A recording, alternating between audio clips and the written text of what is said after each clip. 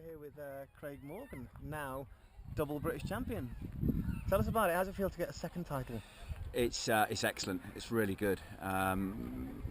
Once is really appealing, but to nail it down the second time is pretty special. Yeah, I have to say. And how's it been, this championship? You've had the two competitions, one in Slovenia. Yeah. Did you leave Slovenia in the lead? I think the Brits have been really lucky this year. We pulled out in Slovenia a six-task competition, which was brilliant. And some guys say it's head banging up and down some fairly serious ridges, and I'd probably have to agree. It is head banging up and down some fairly serious ridges, but there was a lot of speed, and there was some reasonably brave flying, which kind of works for me. That was good. And then San Andre here is just a special place. It's there's big air, there's a bit of turbulence, and there's some really technical flying to be had.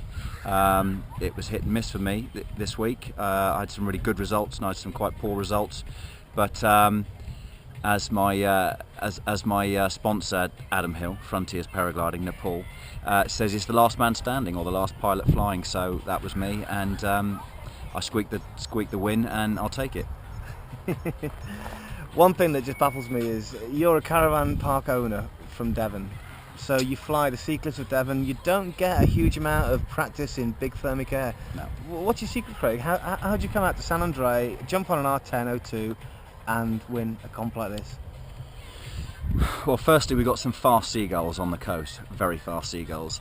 But in reality, I think my buddy Mark Heyman, says that I got a racecraft. I know when to fly fast, and I know how to hang on, and I probably know how to push when it's convenient. And I think those three skills. I think if you're a sporting, competitive guy and you can transfer it to a flying environment, then you've got half the battle won. And I've flown quite a few comps now, and so you know what's required, and just being a little bit brave and pushing hard helps. And so what is required? I mean, what's the secret here? How do you come in and beat people like Russell Ogden, Luke Armand?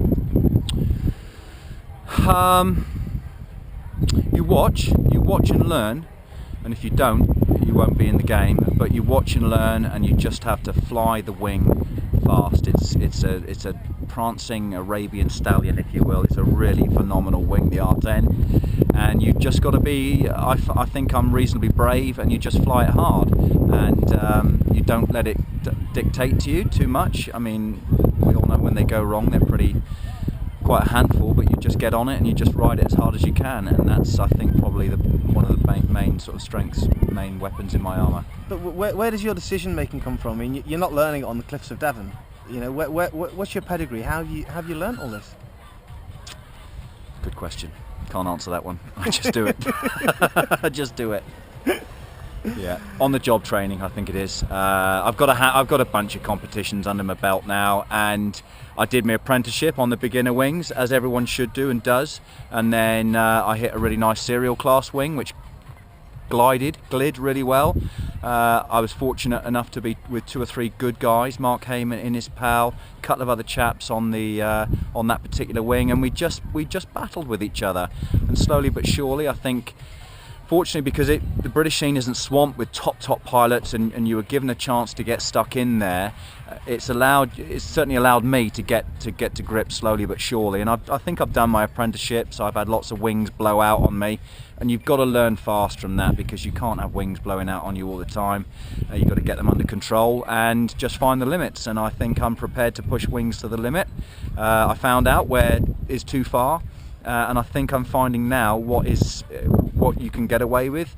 But the level has gone up dramatically. Fortunately, this week we're flying with some top French guys, other few nationalities, Swiss, and you mix with the good guys, and you're going to learn good habits, and you're going to learn to fly fast, and I think that's probably what's going on for me.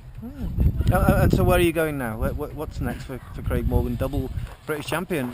World Cups, Super Final, team places? This year hasn't gone so well for me in the WPRS ratings, but I've got a place at the Super Final, which I need to make up my mind with. My problem is mixing pleasure, the paragliding, with my commitments back at home, my family and my business, and the more serious it gets, the higher up the leagues you go, the more commitment there is, and so I just need to find the right balance of competing, hopefully winning, and keeping everything back at HQ sweet, you know. So so the super final, I'll probably go to the super final and see how we go then.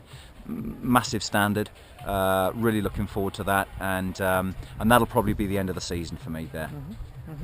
Okay. And any advice for the guys coming through the ranks now? Fly competitions, get stuck in, have a go, listen to the guys that can teach. Russ Ogden, the guys with a wealth of knowledge. We're lucky enough to have probably the best pilot in the world now. He's a very generous guy with his knowledge. There's lots of good guys like that. Adrian Thomas, Mark Heyman, bunch of guys who are really good in the British standards, British leagues, and come and join us, fly competitions. Your learning curve just dramatically increases, and it's a great environment if you're a competitor and you like flying hard.